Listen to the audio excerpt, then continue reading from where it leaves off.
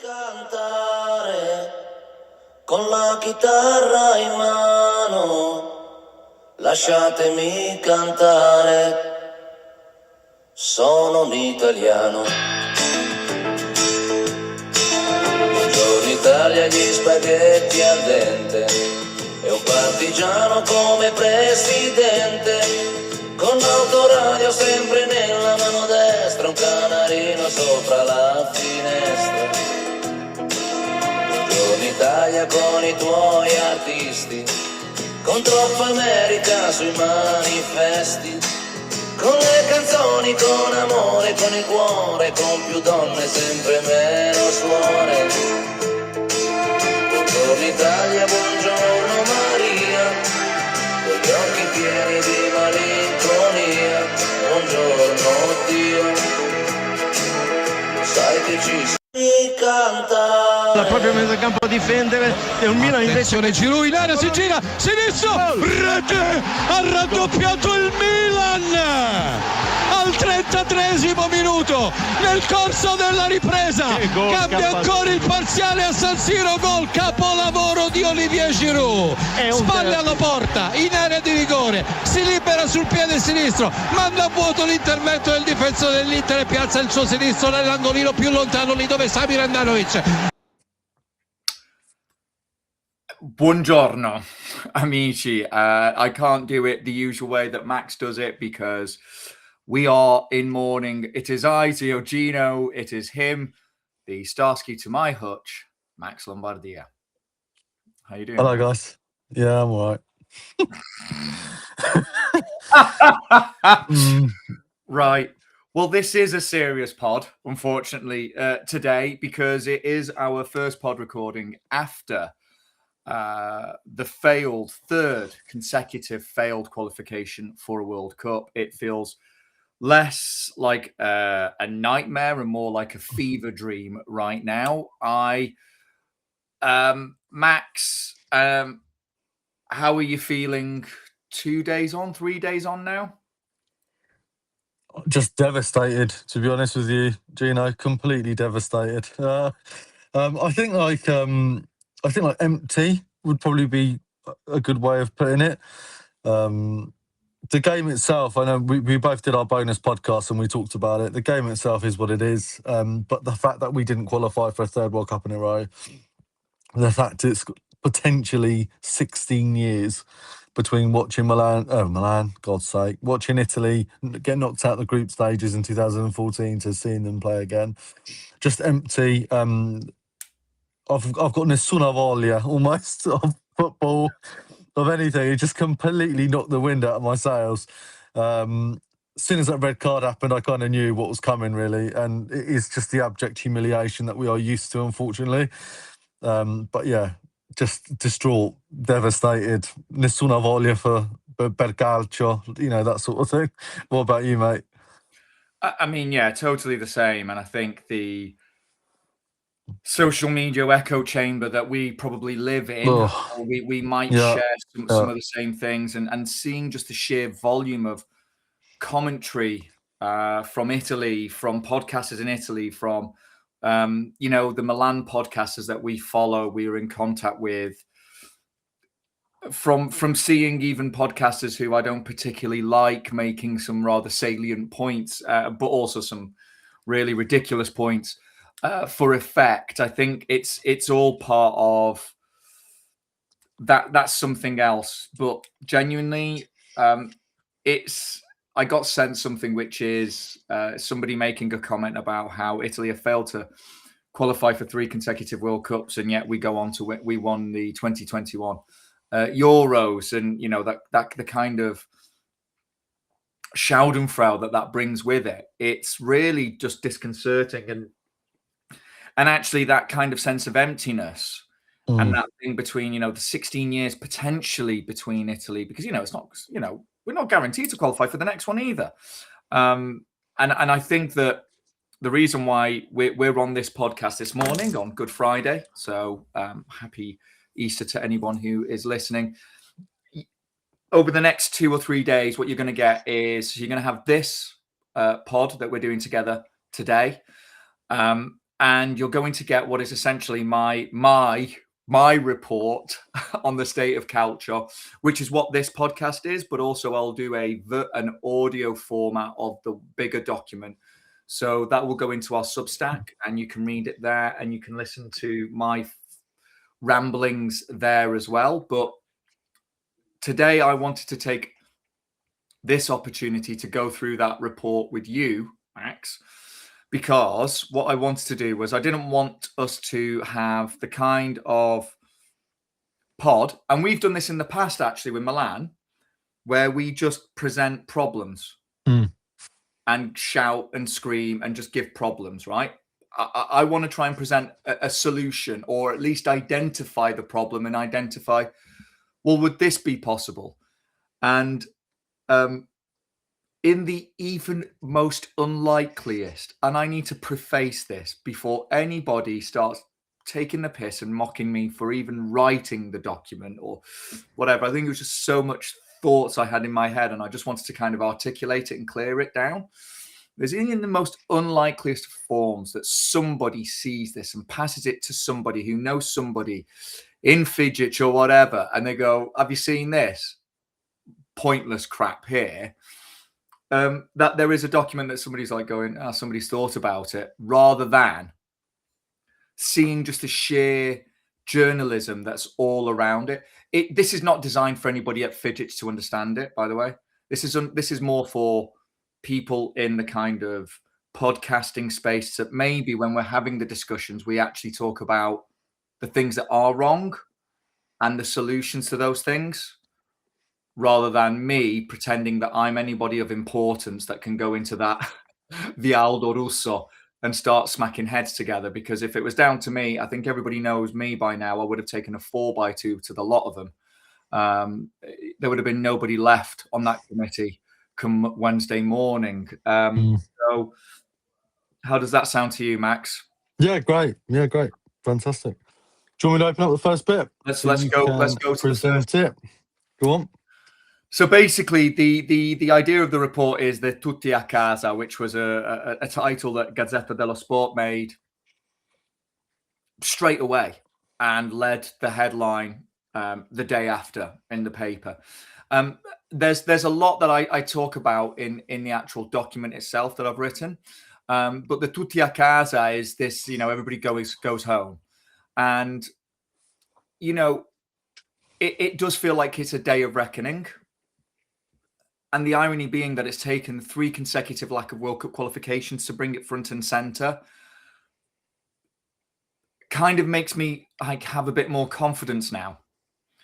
So I think let's just set the scene for a second. We failed to qualify for 3 consecutive World Cups. Our last performance at the World Cup was 2014 when we were knocked out in the group stages.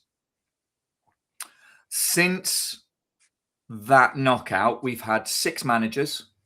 We've actually had 2 federation presidents. And Pio Esposito, the Inter striker, was 6 when Italy last played a World Cup stage game.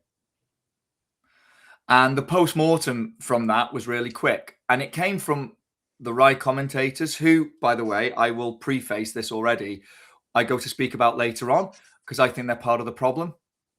But they were quick to defend Gattuso and some of the elements of it, but very quick to also slice and dice the organizational branches in charge, such as Serie A, for not allowing players to have more time with the national team, for Gattuso not having more time with the players and things like this. So I think you need to look at things like the alibis as well, the usual alibis. Let's be clear about this. Bastoni was sent off in circumstances that will be debated until the next qualifier.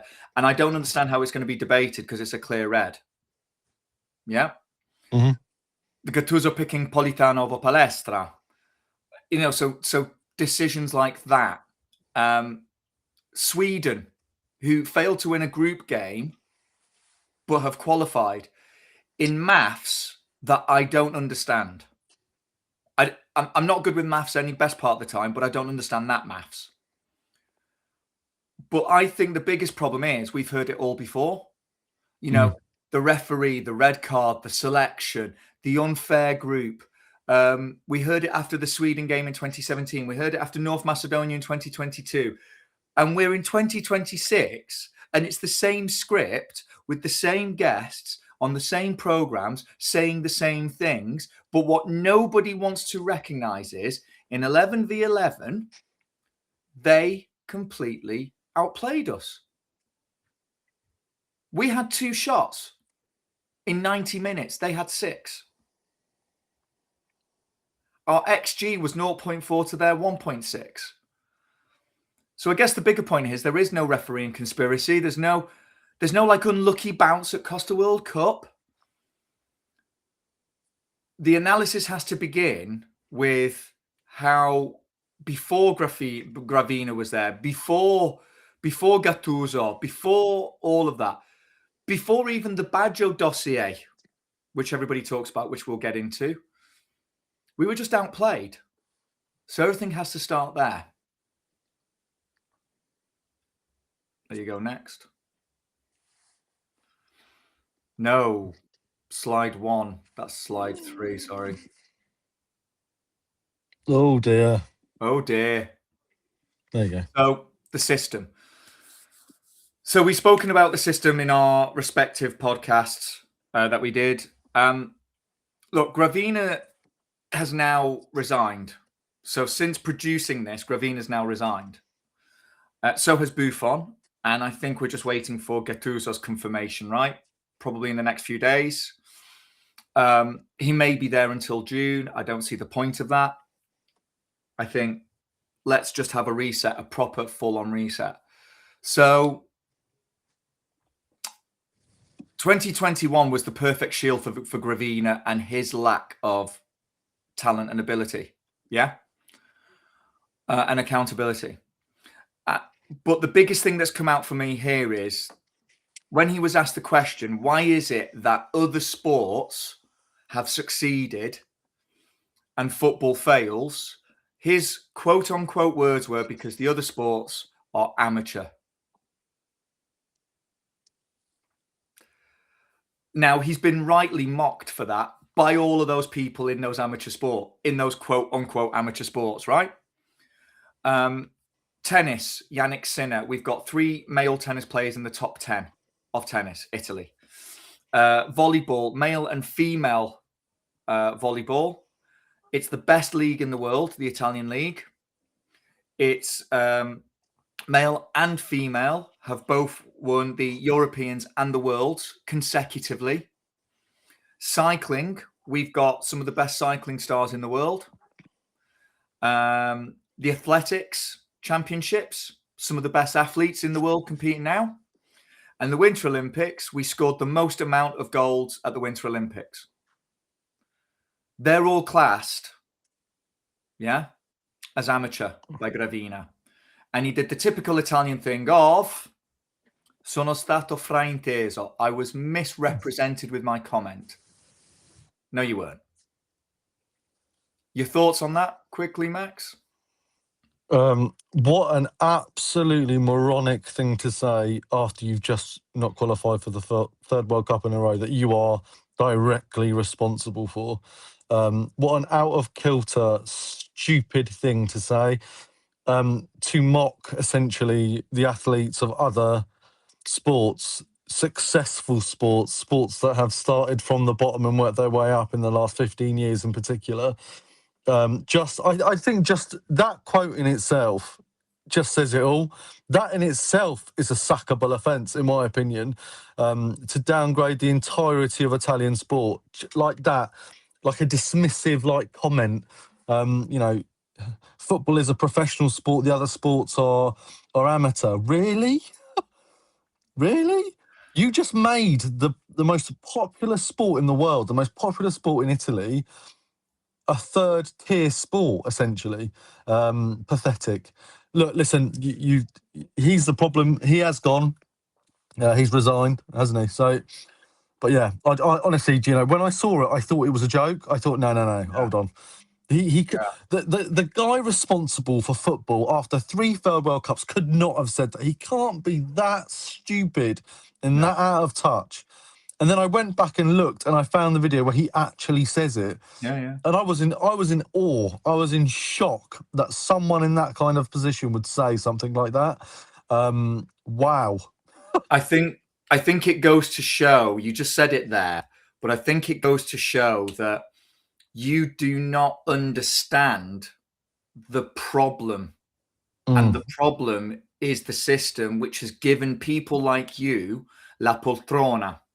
Yeah, spot on. In Italian culture, and I speak about this in the bigger document that I'll share, is la poltrona. La poltrona means the couch. It basically means it's not what you know, it's who you know. It's the handshakes, it's the friendships. It's the il raccomandato, so the person that's recommended. And this blights Italian culture in particular at every level. And I've got friends who are in the positions that they're in because of la poltrona, and I wouldn't trust them with anything. As nice as they are, I just wouldn't trust them. If somebody says to me, "Oh, you've got a friend," I was like, I don't trust them, because it's never about rewarding skill. It's about rewarding this knowledge of who you are. So to fix the system, here are the solutions. And I'm just going to give you these top line because we want to get through this quickly, right? So solution number one, there's got to be a complete Fidget overhaul. You've got to take out all the people that are in there. I think the only one that saves themselves is Albertini, but I mean, he's Serie A actually, isn't he? He's not really Fidget, but you've got to place, I believe, the Ministry of Sport as the primary oversight body with genuine powers of intervention, because football as the cultural emblem, if it is the professional sport, needs oversight. You basically need the Ministry of Sport to understand we need to create the facilities in and around Italy, everywhere. Let kids play back in streets and things like this. So that needs that political will. Number two, this goes to a wider point. Football must be run by professionals in sport management and high performance systems, and not exclusively former players operating on reputation. Look, I love the names Baggio and Maldini. Maldini for me, he was the player that I grew up watching as a child, like from child to adult to manhood, right? Everybody's saying about Maldini. There's a particular podcaster who's saying, I'd love to see Maldini there. Maldini's great, but Maldini does not have the experience of high-end performance systems. How you create the structure and bring in the right teams of people that then also have the political aptitude to basically create the system. Nor does Baggio. But that does not mean that you exclude them. It means that you bring them in, that they have got very specific instructions. What are the things that you can understand, your knowledge, your contacts and everything else? Tell us what it is that's needed. Be the middle person to tell us what's needed, and we will get it fixed. So you need somebody, for me, like a Malago, who was the head of the Italian Olympic Committee, who has transformed Italian athletics. Italian athletics is doing incredible things. Why? Because he put the structures in place. He knows how to do it. Point number three, I think Serie A needs to go to 16 clubs, not 18. 16. Reduce the volume of games. Yeah, plain and simple. You need to do that. Germany, France, Portugal run smaller top divisions. It's higher quality, fewer meaningless fixtures. And point number four, expand Serie B to 20 teams to maintain a genuine competitive development pathway to the top flight. I think you need to have that. I think you need to have teams in Serie B where, they really duke it out. And it's the top 6 that play the playoffs, or the top 8 that play the playoffs. Simple. Yeah. Next slide number 2, please, Max.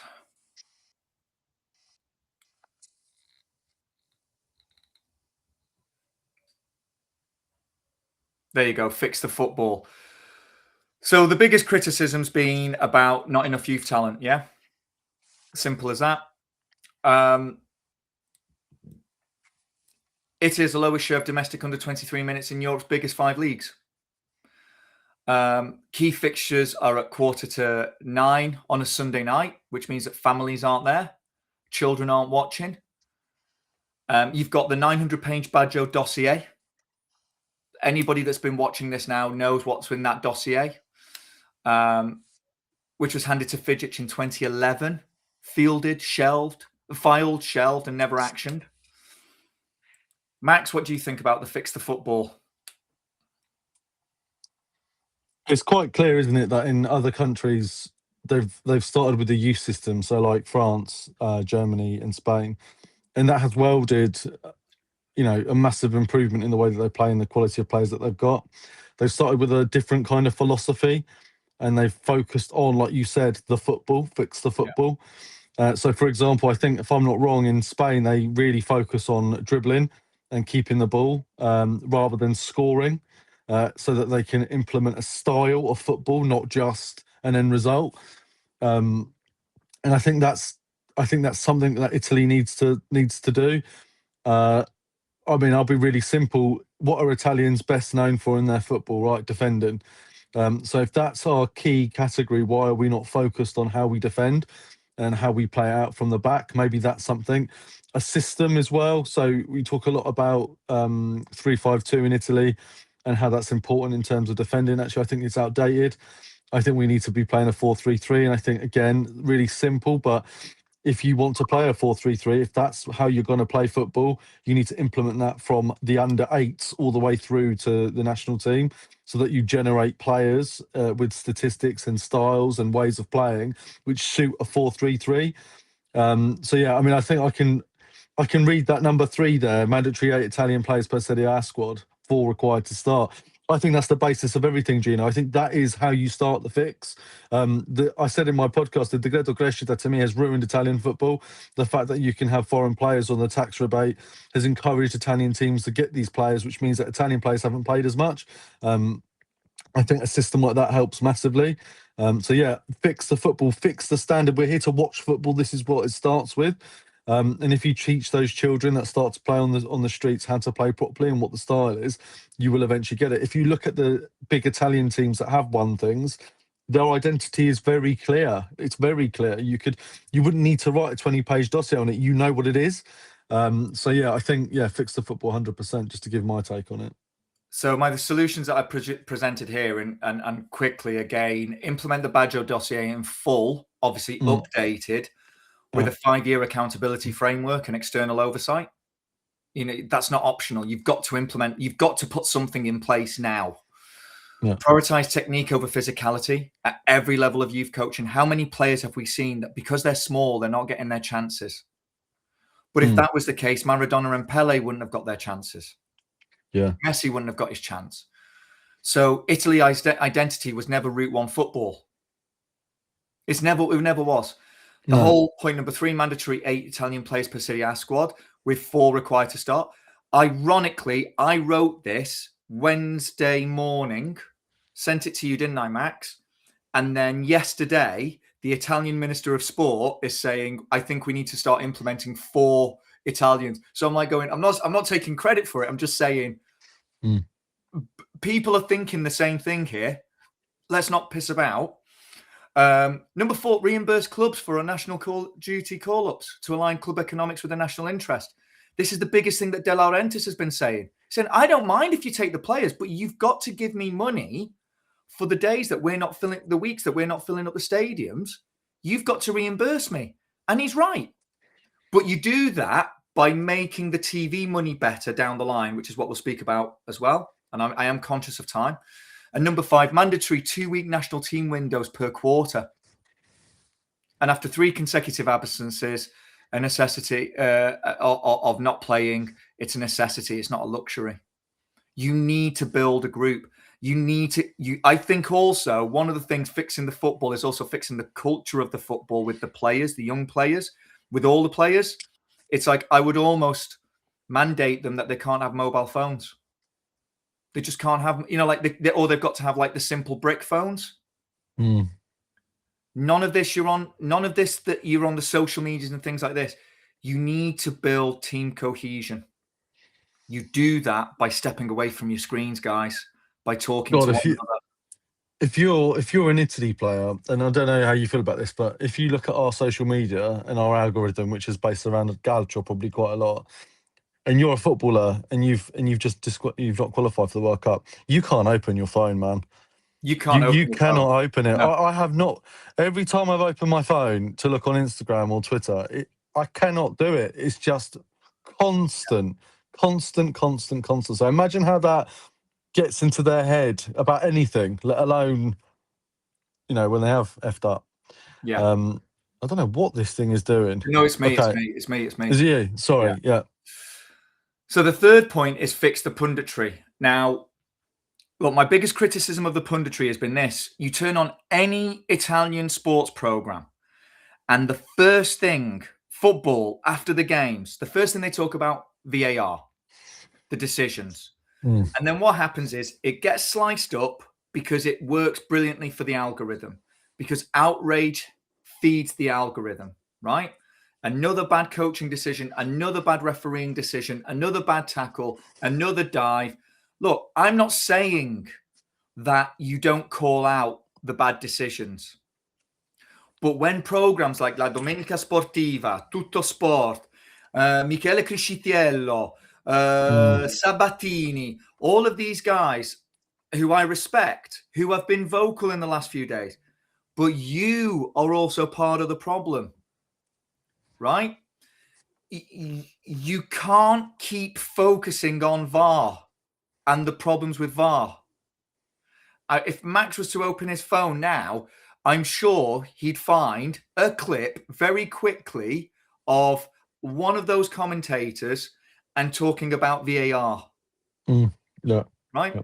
So, look, the outrage cycle is profitable. So the way I would go about it is fixing the punditry is this way. Number one, reform VAR.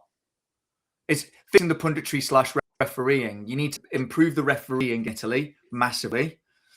But reform VAR so that it's fully transparent. You copy the rugby model. You hear what's being said live in the stadium and on TV. Number two, you make that reasoning audible so it's explained and it's accepted. Silence, I think, is what causes about 80% of the outrage. And number three, this is where I think the TV stations will actually not do it as much. If you bring from Fidget into those studios as a panelist, right, weekly, it's not to defend the referees, it's not to talk about the football, but it's just to show that the institution's listening, yeah, and changes get made so that the football's better. These programs, this punditry doesn't stand a chance. That's my take on it. Anything to add, Max? No. 100% agree. Point number 4, the stadia. How shit was the San Siro, Max? Yeah, it wasn't. It's hard. It's stunning. Shit. It's stunning. But it's amazing at the same time. Yeah. It's stunning, but it's not comfortable. Yeah, spot on. Yeah. The take here is, and this has been one of the biggest problems that we had in Italy. The last stadium to be Juventus's Allianz Stadium in 2011 in top-tier football. All the other major clubs rents a municipal arena. And Milan and Inter have spent the best part of a decade of planning. Just to even, can we knock this place down to be able to build a new home? But what does stadium mean? Stadium means accessibility to everybody. Stadium means better facilities. Stadium means you will get more kids, you'll get more families in there. You make it in an environment where people go, I want to go watch that. I want to go see that. The solutions that I've come out with here is like, you've got to have a massive reform on planning consent. So you want a new pass in 9 months, 9 to 12 months. You've got to got to kind of like overhaul the plan. Obviously, I don't want anything being like illegal, but equally, if you want Italy to host the 2032 Euros, you've got to have like new stadiums, at least 5 new stadiums. It's not a lot of time. It's 6 years. So define the timeline, streamline approvals, unblock stadium projects that have been stalled for years. You've got to make them, point 2, you've got to make them genuine family friendly, facilities, fair racing tiers, improve transport links, and take us to get to the San Siro. What was that train like? Grants and public and private partnerships to support clubs in purchasing or renovating their grounds. Full one that one of my mates explained to me, who's an actual engineer, sees this stuff because he's in consents week in, week, and I went, okay, I'll put that in. I don't know what it means totally, but I've got an idea. So a club that owns its stadium has a long-term stake in its community. That should be normal. That should be, if we're building a stadium and there are kids playing football on the streets, why don't we build that they can go and play on? We might have the next talent right there. What do you think, Max? Yeah, no, perfect. When we went to San Siro, as beautiful as it clearly wasn't fit for purpose. It's a stadium that was built God knows how long ago. So I couldn't agree more with that. The pricing as well, you said there about fairer pricing as well, which is important. The way that Italian pricing works is all over the place. There's nothing consistent. You can get a ticket to go watch Milan-Parma for €18. Then if you want to go watch an away game at Juventus, it's 100 plus euros. So it doesn't work. Even if we did give that money to Jerry Cardinale, which has essentially changed our fanship, we did only pay €18 to watch that. So it's quite important. Yeah, it's simple. You can look. We live in the UK. The stadiums here are another world compared to what we went to go watch. Look at Everton. Look at Tottenham. Even White Hart. Even Craven Cottage, which is a small pokey stadium. They've managed to upgrade it, change this. Do you know what I mean? Like it happens here because they understand the investment and the need. In Italy, because of bureaucracy, these things don't happen. And this is probably where people are saying the government's holding football back. This is how it holds it back, by the investment in stadiums. So, yeah, absolutely agree with you. But is it because of La Poltrona? Because it's whose mate's going to get the contract? Forget that. Forget, like, I think you've got to make it so transparent. It's like nobody's made the contract. We're going to get this built. Yeah. Start putting the interests of everyone at the top, not just of 3 or 4 people. Absolutely. So I think point number 5, TV rights. We know just how bad. I mean, De Laurentiis has been the most vocal about this, right? The TV rights earns less than 1.4 billion a year from TV rights. Premier League earns twice that. Twice. And Italy's answer to that was about Piracy Shield, where they spent loads of money fighting piracy without a growing audience. So paywalls don't actually build cultural gravity, they destroy it. You put something behind a paywall, the less people are going to be interested in the sport. Now, I think this is like special measures. You know, like when a hospital goes into special measures here in the UK, it's like, we're going to look at every penny you're spending and where you're putting it and how you're investing it, right? So I think you've got to fix the TV rights, and this is how I would do it. We'd bring back free to football with a minimum of 3 games a week, where you do it on a Friday night, a Saturday night, and a Sunday afternoon. Yeah? Simple. On a public major broadcaster. And you basically say, this is how we're going to get kids interested in football again. They get to watch it. Then they get to recreate it. Equally, the modeling massively. I think you need to seriously negotiate with Amazon Prime and YouTube. I think Serie A should basically build the real, genuine, first digital native rights strategy. And it basically goes to YouTube and it says, YouTube or Amazon, and it basically says, we want a product that is digitally native, guys. but you create production around it. Yeah, you create for us the punditry. You bring for us the presenters. You build what the show is, and you make it so that you clip up all sorts. So then when people go on and the algorithm is just pumping out stuff, it's like more from the Italian league, I want to watch the Italian league on this weekend. There's 10 games. Oh, I want to watch that. Right?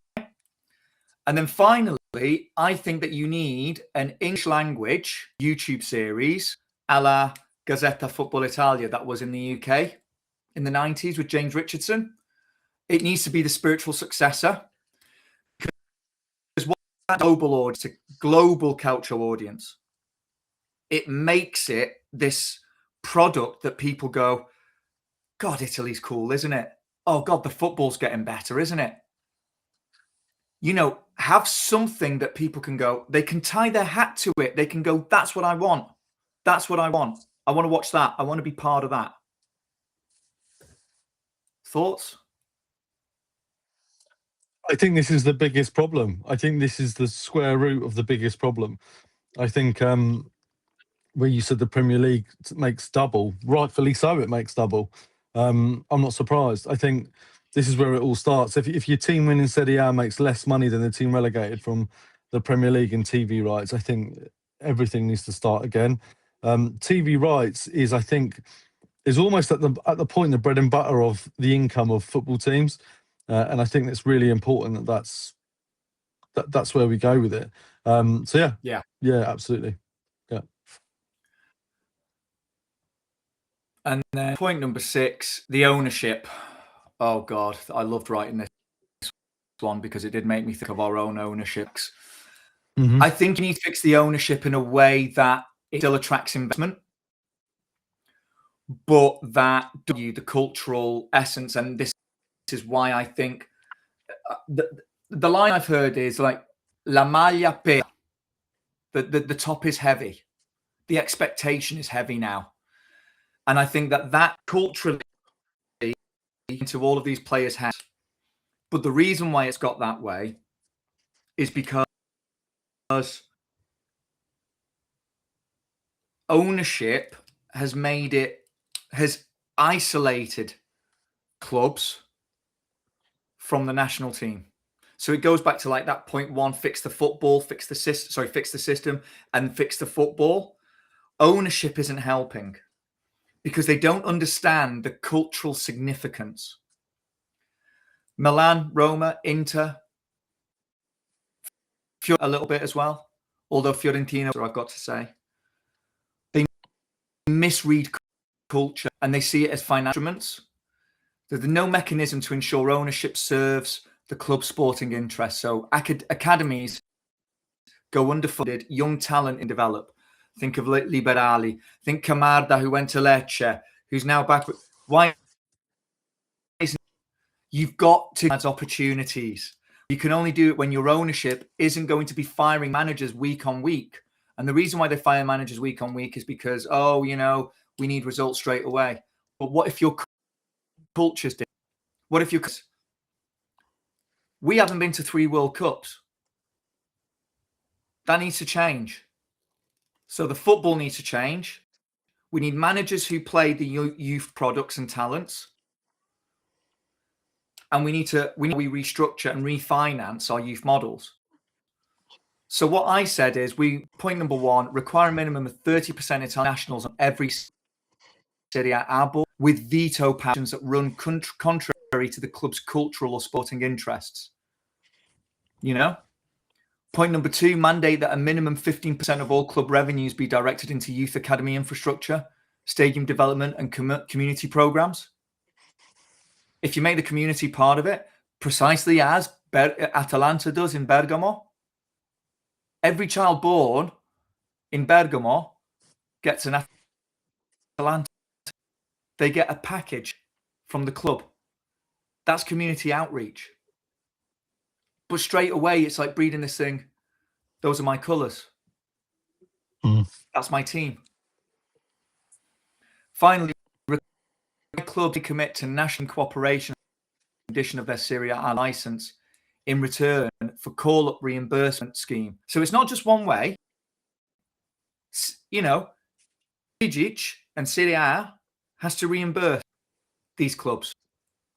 If you want the national game to improve, you improve the domestic game, and the domestic game improves by improving the coaching abilities, the talent that's there, and everything else that goes with it.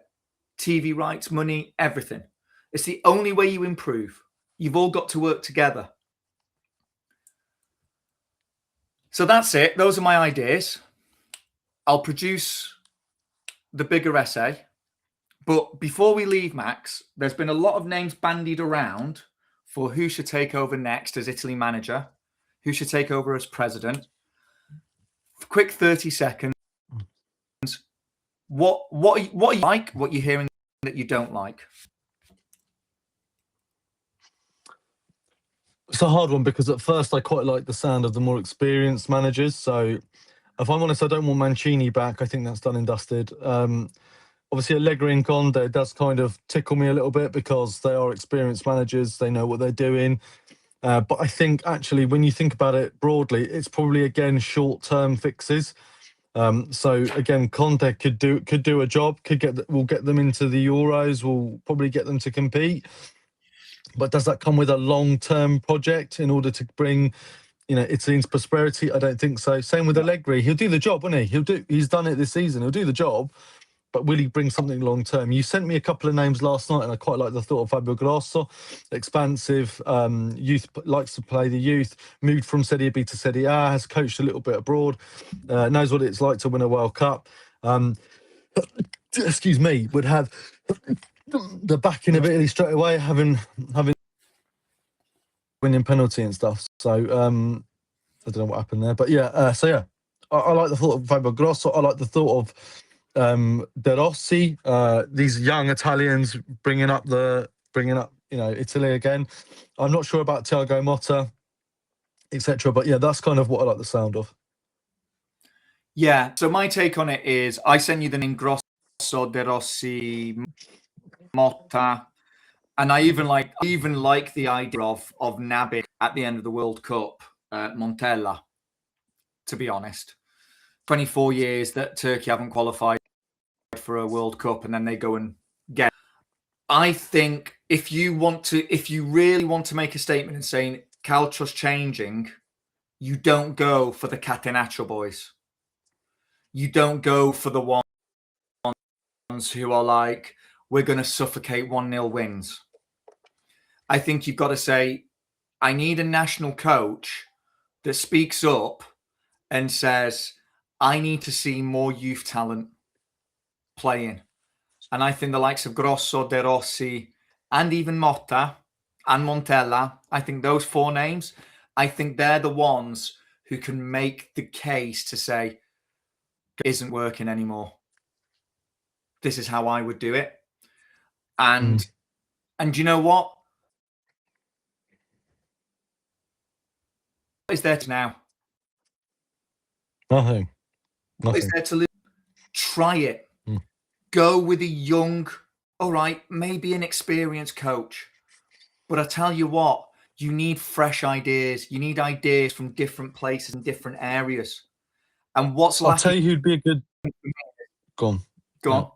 I'll tell you who'd be a good solution. Palladino. That'd be a good solution. If we could nab him from Atalanta. Palladino. You need something different. You need ideas from different places. And that's precisely as well with the presidency. If you go for the likes of these guys that have been mentioned, like the reason why you bring in somebody like a Malaga as president, but you also bring in Maldini, Albertini, Baggio, right? They can talk to you about the footballing ideas.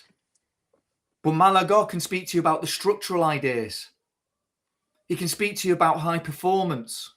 He can speak to you about how you can implement different things into football that trains players better, that promotes youth talent, youth identity schemes. yeah, which is prominent in athletics. There's a reason why gymnasts get picked out when they're 6 and 7 years old. The coaches know what to look for. But we don't use the same system in football. So you need different ideas from different places. So I don't think you should just give it to Maldini or anything like that. I think you should give it to somebody who's got the knowledge and the experience of the systems, but you make Maldini, Baggio, Albertini part of the solution, a big part of the solution as well. Right. Well, we've got to go. Before we leave, quickly, quickly, big thank you to all of you who subscribe to our Substack. Thank you to our founding members, Rune, Rajat, and Shane. We're going to be adding this big document to our Substack, so anybody an audio version of it. Max's latest piece, Qualify Again. It's a great read. It's a sad read. It's a read which I'm sure spent a lot of time thinking about constitutionals like I have. And to finish, anything else, Max? No, I just want to... This piece, with everything that's gone on in Italy, is more prominent now than it was before. So I just want to make it clear I really stand by this. No, that's it. That's it, mate. We can go. Thank you very much. Great work, mate. Okay. Time. Anybody listening, if anybody at Fidget wants to just have me come in or, you know, slap somebody around, happy to. But that's us for now, yeah? Yeah. I'm willing to come along and drink espresso in the corner. Right, bye-bye. Bye-bye. Forza Milan, I guess. Bye. See ya.